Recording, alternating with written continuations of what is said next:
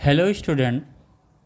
जो student NEET की preparations कर रहे हैं या जेई की प्रिपरेशंस कर रहे हैं, उनके लिए फ़िज़िक्स पढ़ने का एक सबसे अच्छा तरीका क्या हो सकता है, इसको हम समझने की कोशिश कर रहे हैं। सबसे पहले जितने भी लॉ हैं इनको एक जगह समरी कर लीजिए, राइट।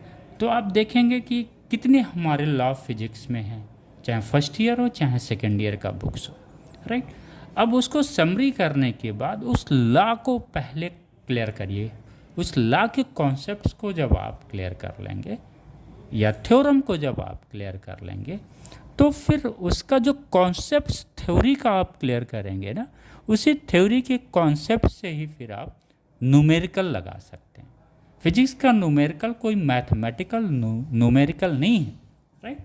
ये सिर्फ कॉन्सेप्चुअल न्यूमेरिकल, और ये जो न्यूमेरिकल्स बनते हैं, जो लैंग्वेज होता है वो थ्योरम या लॉ के ही अनुरूप वो लैंग्वेज रहेगा, राइट।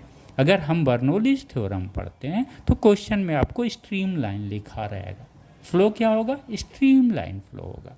तो इस तरह से समरी बनाइए और आप एक जगह कोशिश करिए जितने भी थ्योरम और लॉ हैं हम इसको दो पेज में लिख डालें और इसको हम रिवीजन करें। रिवीजन करने में जो सबसे पहला चीज़ आता है, इसके एक एक पॉइंट को, एक एक वर्ड्स को क्लियर करना होता है, राइट।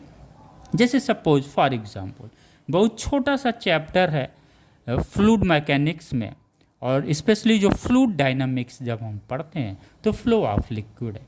अब वहाँ पे हमें 4 लॉ नज़र आते हैं, बहुत छोटा सा टॉपिक है। एक हो गया हमारा बर्नौलीज थ्योरम हो गया। अब आप यहाँ पे सामने लिख सकते हैं बर्नौलीज थ्योरम के बारे में, हल्का सा बस लिख दीजिए, right. Stream line flow, okay. और ये कैसा होना चाहिए, स्ट्रीम लाइन फ्लो होना चाहिए, ये नॉन विस्कस होना चाहिए, इनकम्प्रेसिबल होना चाहिए। तो ये 3 चीज़ लिख देंगे तो आपको बर्नौलीज थ्योरम आपके दिमाग में चलने लगेगा, राइट। बाकी तो पता है B E Bernoulli, E means energy, यानी एनर्जी हर पॉइंट पे कांस्टेंट होता है, किसका, यूनिट वॉल्यूम ऑफ लिक्विड्स का। सेकंड आ जाइए law of continuity, Stokes law, Torricelli's theorem, यानी फ्लो ऑफ लिक्विड में ये 4 लॉ बहुत ही इंपॉर्टेंट है। यहाँ से आपको 2-3 क्वेश्चन नीट में मिल जाता है, राइट।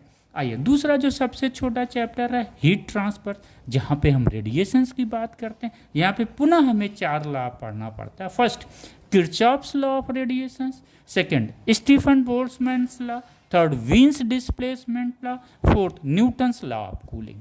ये 8 जो लॉ है इसी तरह से पढ़ा, यहाँ से 4-5 क्वेश्चन आपको मिलेंगे। Thank you.